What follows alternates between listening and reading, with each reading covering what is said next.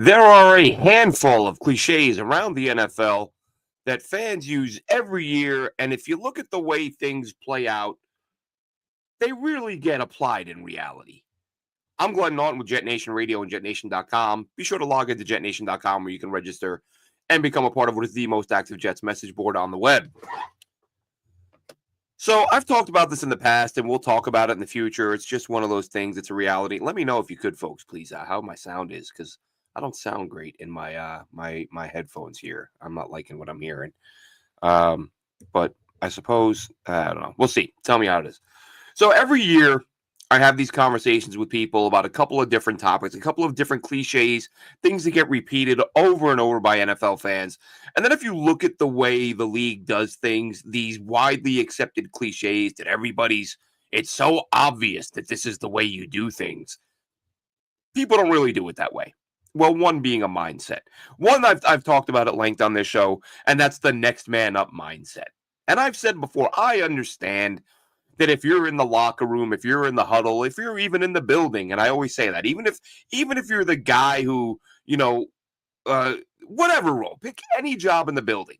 If you work for that team and you're in that building, you need to have that mentality that this organization is going to win no matter who's on the field. And if one guy gets hurt and someone else steps in, we're going to support the dude who steps in and next man up. He's got a job to do. I get that if you're in the building. However, if you're just a fan observing, you can be honest and you can admit that when your best players get hurt, you're probably not going to be as good as you were before your best player got hurt. And it's almost like a denial thing. Like, hey, so-and-so, you just lost your starting quarterback, running back, wide receiver, left tackle, all in the same game. How do you feel about the second half? Next man up. That it's like not going to think about it. Don't want to accept the fact that we're going to get blown out in the second half because we just lost all of our best players. Next man, it's a denial thing for me, to fans, or for fans. It's like I don't want to think about it. I know what's about to happen because we just lost some of our best players. So I'm just going to say next man up instead of going, oh, we're in trouble. We just lost our, all pro quarterback, our number one corner, our best receiver. They all just got hurt. We're screwed. And the example I always give is gambling, right? Suppose you're looking at a line and you love the line. You can't believe the line. You got a team that you think is going to win by 3 touchdowns, and they're a 10-point underdog. You're like, oh my God, I'm going to go put money on this. And as you're going to put money on it, whether it's walking across the street to the casino or logging into your betting account online, you get an alert that team that you thought was going to win, they have lost their quarterback. Offensive coordinator got food poisoning. He's not going to be available tonight. Your receiver got hurt. Your running back's banged up. 2 offensive linemen that you thought were going to start aren't going to be starting. Your best pass rusher's got a balky hamstring. He's a game time decision. You're not just going to go, next man up, put that money. Let's win some money. You're going to go, oh, maybe I'll place that bet another time. Now I get why they're the underdog, because all those players are hurt.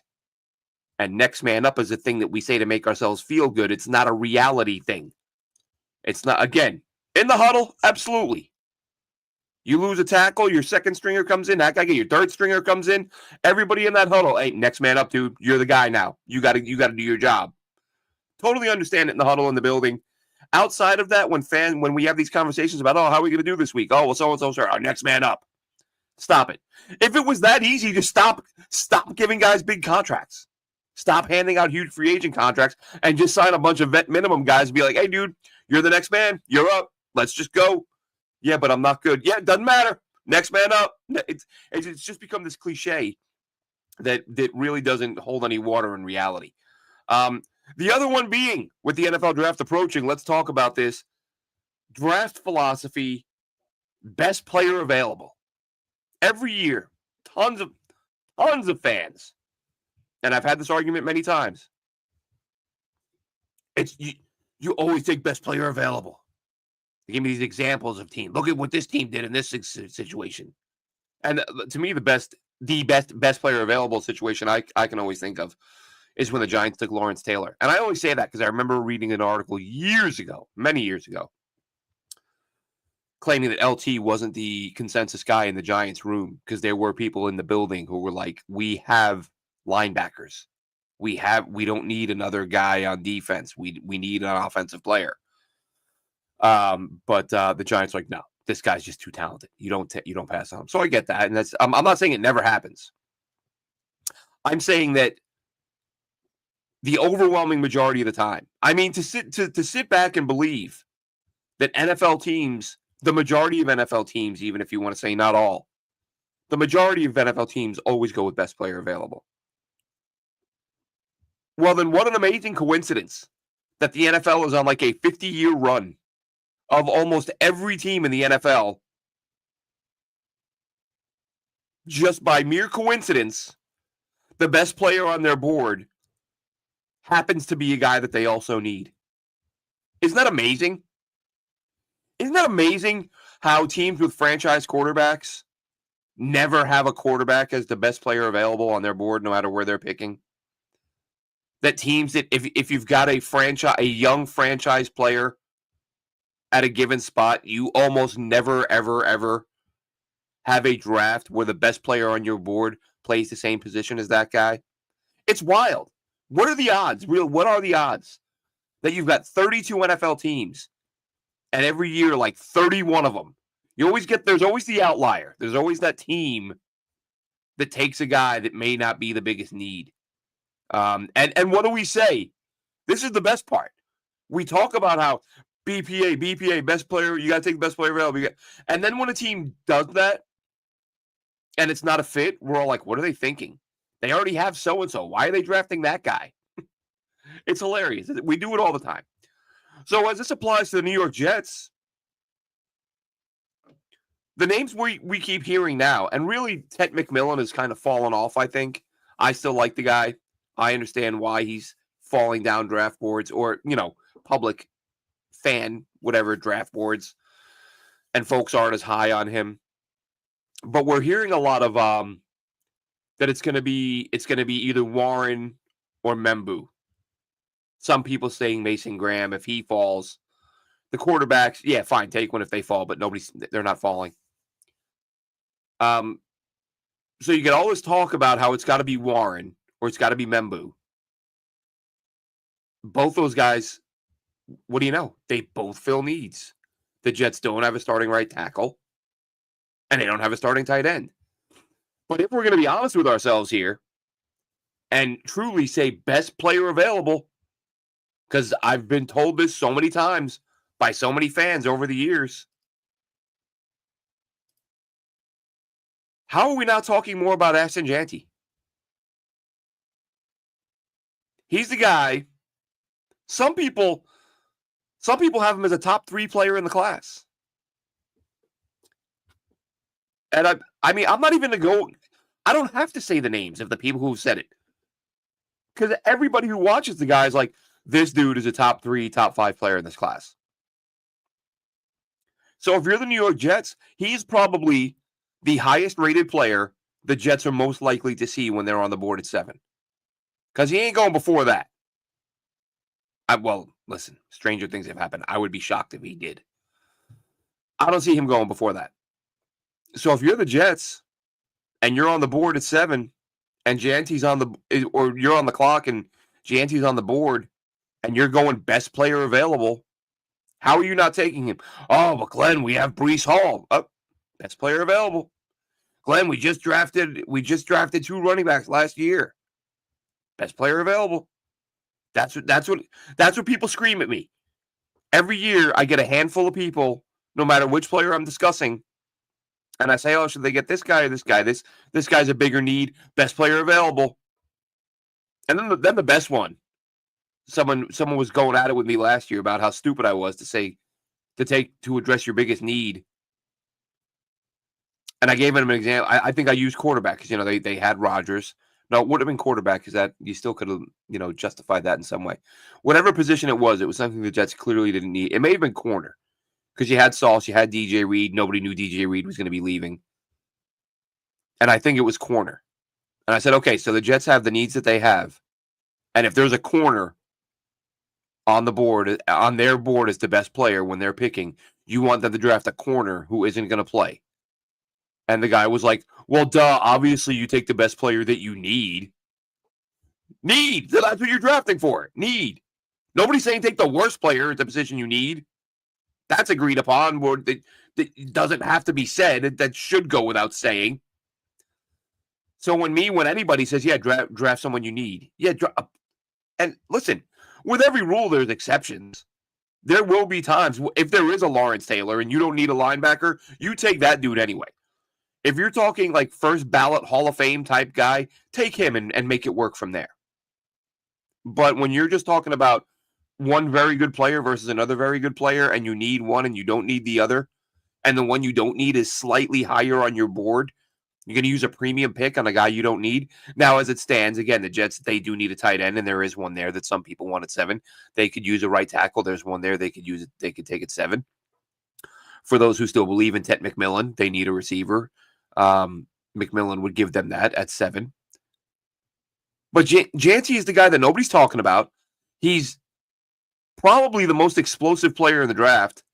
I mean, you could say Jalen Milroe when you watch that guy take off. He's ridiculous. On the ground anyway. But Janty's he is I would be shocked if he isn't the best player on the board when the Jets are picking. So is that who they should be taking? Best player available? Tell me my best player available, folks. Feel free to comment down below and let me know. Do you take Janty if he's there? Or do you say, no, we're not going with a running back. We have Breece Hall. That's where I stand on. Now, listen. And I say that Janty to the Jets is something that almost nobody is talking about because I have seen one person, one prominent voice in the draft world, Chad Reuter, I believe it was, for NFL.com a few weeks ago. He had the Jets taking Janty at 7. And I rolled my eyes. I said, oh, my God, they're not taking him. And I don't think they are taking him. I think even if Breece is going to walk, we've all said it. There's no position other than running back where guys get it quicker. Rookie running backs come in and play at a very high level all the time. The Jets have Breece. They've got Braylon. They've got Isaiah Davis. Now, look, how they feel about Davis, I don't know. I thought he was overkill. I thought they should have gone in a different direction with that pick. Rick Spielman is a big Braylon Allen fan. I do know that much. I don't know what his feelings are on Isaiah Davis. But tell me why it's not Janty at 7 if you're a best player available person. But yeah, Chad Reuter was the only guy who I saw who has mocked him to the Jets. I rolled my eyes, but then I thought to myself, well, at least it's consistent. Maybe he's the best player available guy. Maybe because it is not a need for the Jets, and it will not be a need until next year. And you could take one next year when it is a need versus getting yourself a tackle or a receiver with that pick this year or a tight end this year with that pick. But that's a situation. And we see it every year.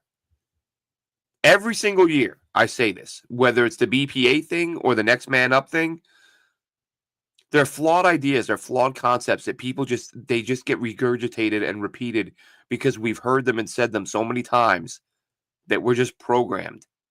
Oh man, I wouldn't take that guy. He's not he doesn't fill a need. No, what do you mean need? Best player available. Okay.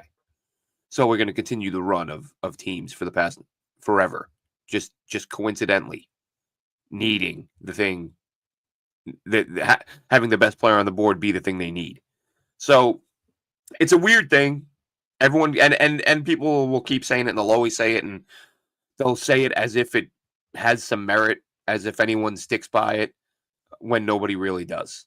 Let me know when the Chiefs draft a quarterback in the first round. Or any team. And I'm not talking about when they have a first rounder who's on the way out, who maybe they're not going to pay him, maybe his play is declining. I'm talking at his peak. CJ Stroud, let's see if the Texans take a quarterback if he's the number one guy on their board. It ain't happening. Not happening, folks. But is it happening for the Jets? Is running back going to happen? And should it happen? at any point in the draft? That's the question I have, in looking at this year's class, this year's group of running backs. This is a very good group, not top heavy. You got Gianti at the top. You got Omari and Hampton out of UNC, who I think is RB2 behind Gianti. And for a while, I had Hampton as my RB1. But Gianti, the more you watch him, I was knocking him a little bit for the level of competition, but he's just so good. I watch him and I'm like, I don't think it was going to matter where this guy played. He was going to put up huge numbers no matter where he played. He's that good. So I think he's RB1. But Omari and Hampton, not a bad player. Not a bad player at all. And then you look at the running backs behind these guys, and there are some really good backs to be had on day 2 and 3. There's going to be some solid players. And the Jets, you obviously have a regime now. Isaiah Davis, I point to him because he wasn't as highly touted as Braylon Allen. Not only did this regime not draft him, it's not like he was a first, second, third round pick. He was a guy who was picked later on. I could see if the Jets have a guy in this draft that they like better than him. I certainly wouldn't take a running back very early on, but I would take RJ Harvey, get him later in the draft. Absolutely. There are some all-purpose backs. DJ Giddens out of K-State, really good player. There are some running backs in this class that if you're the Jets and you're looking forward, because I can't imagine. I mean, I know the Jets are talking and I know what they're saying publicly, but I don't see any way that they're looking at this roster and thinking they're going to compete in 2025, because they're not going to compete in 2025. They're going to be bad again. So are they going to look at it and say, let's get our running back this year and we can break him in slowly, let him be RB2, RB3 behind Brees? Because you have to imagine, I love Braylon Allen. He's another one of those guys. I got the years old tweets on him where I was watching him at Wisconsin and saying this kid's going to be good. I thought he was going to be a first round pick. But if you're the Jets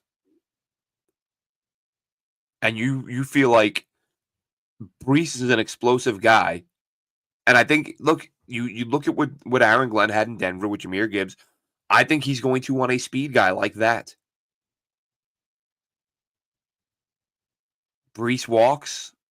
I like Braylon, but he doesn't run like that. Isaiah Davis doesn't run like that. Even Brees, you can make the case Brees never really got that explosion back that he had as a rookie, that he, following the injury, he came back and it feels like he doesn't make the big runs like he did. Even though last year, I've pointed to his numbers. Brees Hall wasn't as bad as everybody says last year.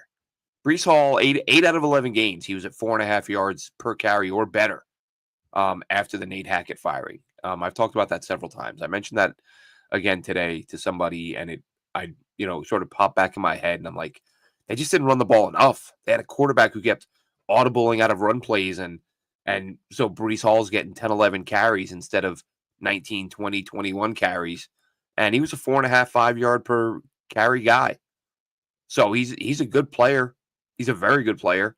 And look, maybe we see a resurgence for him this year. Maybe, well, I wouldn't say maybe. I would say almost certainly they start running the ball again this year. And Brees Hall, let's not forget, running backs like getting in a rhythm. And it's hard to get into a rhythm when you're running the ball, 12 times a game, 15 times a game. Get those 20-plus carries, get in a rhythm, and see what you can do. Maybe that's Brees is, to me, a big-time breakout candidate this year, because I think the Jets know they're limited at quarterback. By all means, let Justin Fields develop. Let him drop back and throw it. He's going to get his opportunities.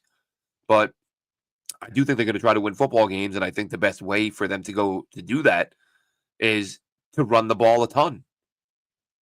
With Brees, with Fields, with Allen, with whoever they end up with in the backfield with those guys, whether it's Isaiah Davis or they bring somebody else in.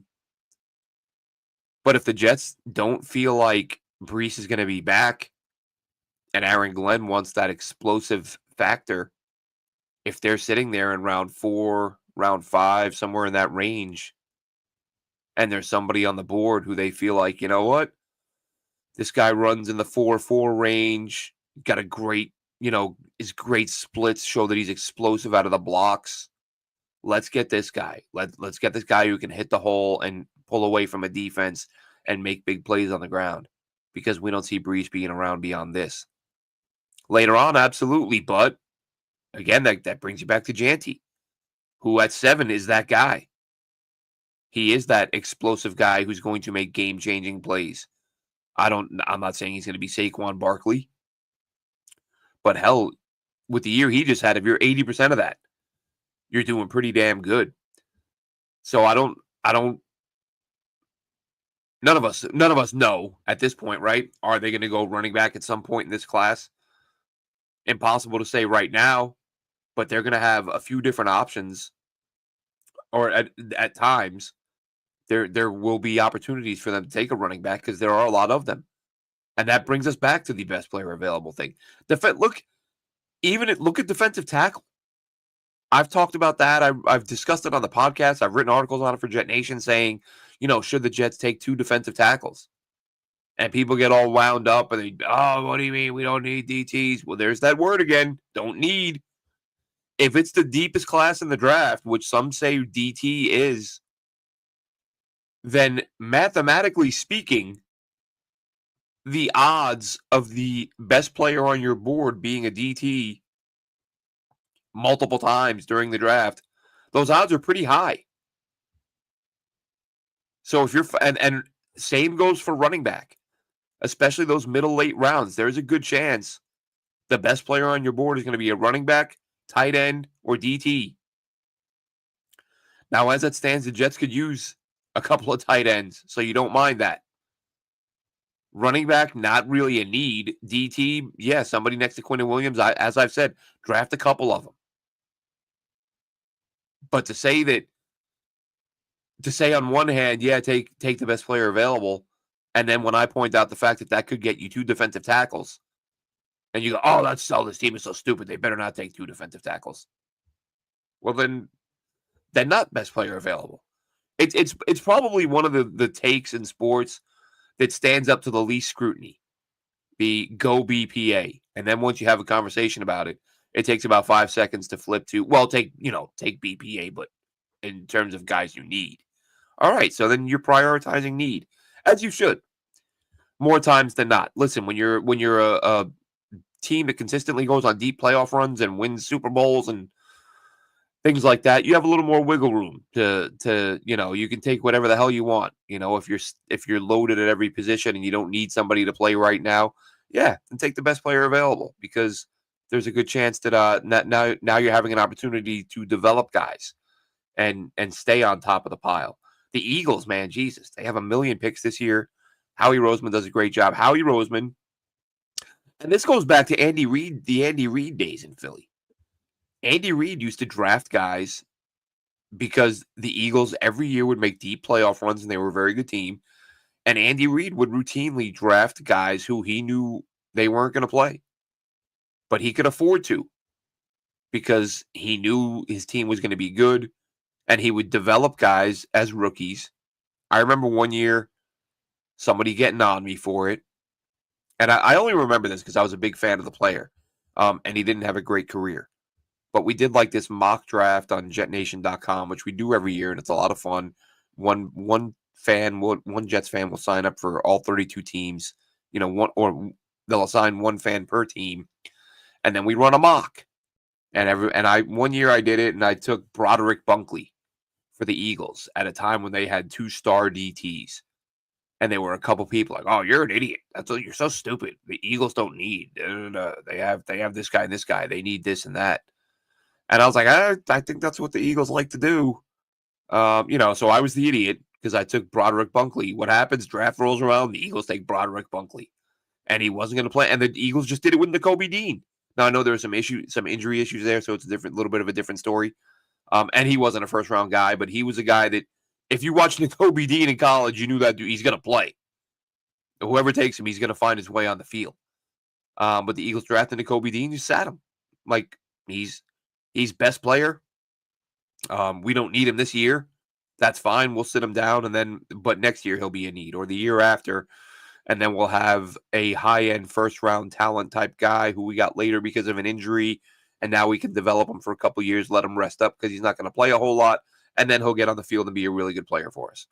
And you can do that when you're a really good team that's in a position that you don't need as many of your draft picks to get on the field as quickly as possible to have as big an impact as they can to kind of get you out of, oh, I don't know, a 14-year playoff drought like some teams will be dealing with this year. But Muji's got his work cut out for him. The Jets obviously using free agency to get some low-end guys. You got Fields, you got Cisco. Those guys will start. Stevens will start, I'm assuming. You look at, again, we talk about the numbers, the number of yards that guy's given up. I'd like them to draft someone who beats him out, but given the money, that's very unlikely. You don't generally sit guys who are due to make that much.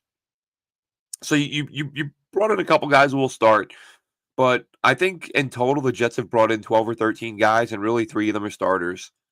And then you've got depth pieces, developmental guys, and really nothing to write home about. But at the same time, you can't be upset by that. I've seen some people critical of Muji, and I think I said this last week. This was the way for him this offseason, because you're not going to win anything. You don't have much cap space. Yes, you're sitting on $53 million, or you were sitting on $53 million, but you've still got Sauce and Garrett coming up. The best thing to do is to backfill the roster, which is what he's done, and then hopefully come draft time, you get a few hits. Bordery said, got to trust in Muji. Listen, you have no choice, right? No matter who the GM was going to be, all we can do is sit back and hope they get it right. Muji, we got to give him a shot. A lot of people were jumping up and down. What do they say in England? Throwing their toys out of the pram. Because I didn't like that he didn't go to the Senior Bowl. I still don't like it, but whatever. It's, yes, there are other methods of scouting. To me, it's about like starting, hit the ground running. Before Muji was announced, I remember saying, like, man, whoever they're going to hire, they got to get him hired now because that dude's got to get out to Mobile. Assuming like that's what he's going to want to do. They hired him and he was like, nah. So I was like, I didn't care for that. Other people were like, no, he's the new GM. Can't question him. Golden boy. He's going to get everything right. No more day 3 busts. Everyone's going to be superstars. That's, whatever. It's over. It's gone. It's in the past. I would have preferred he'd gone. But luckily, that was one of the many reasons that I liked the Spielman hire, because he's, Spielman was working his podcast where they evaluated players. So he wasn't a GM. He wasn't working in a front office, but Spielman was still on a regular basis evaluating and sharing his thoughts on players. He was in Mobile. He was watching the guys who were there, grading them, talking about them each day after practice. And unless I'm mistaken, his second to last episode, I believe, was day 3 in Mobile. And then they did one show after Mobile. And that was when they announced that Spielman would be coming to the Jets. So they do have, and they, some of their own people were there too. I just was surprised Muji didn't go. But yeah, look, trust in Muji, right? He's not a name anybody was talking about. He's not a guy you heard Jets fans, banging the table for, or anybody. Up until the Jets interviewed him, he's not a name I'd heard from anyone anywhere. And I don't think the Jets have hidden from that fact. I think they've even sort of discussed, like, oh, he's always been in the background. And just, okay. We'll watch and hope for the best. And hope Muji gets it right. It's 7. It'll be, listen, I say this all the time because I don't like when fans don't give a GM credit for nailing a pick in the top. I don't care, 2, 3, 5, 10, whatever. We as Jets fans should know that not every top 10 pick is a lock to be a hit. We've had enough busts to know you can miss in the top 10. So, yes, those are the guys that are most likely to make it. And you feel like, as we've just said, like, if Gianti's there and Muji takes him, whether you wanted him or not, I'm not going to knock that decision. And I will feel pretty good on day 1 that you got a great player at 7. But beyond that, that's where going to Mobile maybe would have helped. But maybe it wouldn't have mattered. Maybe he's just that good. We don't know. We don't know what he's going to be. We hope he's an absolute beast. We hope he gets it right. We hope that, and listen, coaching staff has a job to do. Muji's got to pick him. Glenn's got to coach him. Glenn and his staff, and we'll see how that goes along. But who will they be coaching? Will they be coaching the BPA, Gianti, or will they be going in another direction? And now, listen, if it's Mason Graham, like he's another guy, there are a few guys in this class who are, and it was Samini's podcast yesterday. I was listening to that, and he touched on it. There are like, and Gianti was one of the guys he mentioned, and that's what got me thinking, because I'd had this conversation previously when Gianti was mocked to the Jets, and I was like, no, you can't do that. You can't do that. But when I'm listening to Samini and he says, there are only 4 blue chip players in this class, which I don't disagree with, and Gianti's one of them, which I don't disagree with. That's when it hits you and you go, all right, so if he's one of 4 blue chips and you're expecting the other 3 to be gone by 7, then do you take the blue chip at 7 or do you pass on him and go with a different running back or go with a different player and possibly take another running back later on? Less than 30 days, folks, and we'll know. Less than 30 days before we find out who the Jets are taking at 7, if they're taking anyone at 7 or if they're moving down, moving up. We will see what happens. We will be with you between now and then, planning on doing another marathon draft coverage. Did it last year, covered from the first pick to the last pick. I think we covered every pick. I've been working. I do apologize. The shows have been infrequent over the last couple of weeks. I'm going through a bank today of about 500 player highlights, draft prospect highlights that I've watched, recorded. Now I'm clipping, editing, labeling, and I'll be doing almost exclusively that between now and the draft. So the shows we've had a couple nights where our schedules didn't work for Dylan and I to be here. Now Dylan is he's moving, so he's not going to be around for a little bit. So it'll be me doing some solo shows. But the inconsistency has been due to the draft coming up and some weird schedule stuff. Real quick, Turf Dome says no running back. I don't know if Turf Dome means no running back at 7 or no running back at all with any pick. But that's the way a lot of people feel. As I've said, I've looked at 50 million mock drafts, and I've seen one that had the Jets taking Gianti. So whether it's pundits, experts, draftniks, whatever you want to call them, or Jets fans, nobody is mocking Gianti to the Jets, which would tell you that nobody's really down with the take the best player available thing, because there won't be a better football player on the board at 7 than Gianti. I mean, Dallas just makes so much sense. They're dying for a running back. He would be the best they've had since a guy by the name of Emmitt Smith. That'll wrap this one up for us, Jets fans. Have a good one. We will be back with you soon, talking prospects, getting ready. NFL draft less than 1 month away. Have a good one, Jets fans.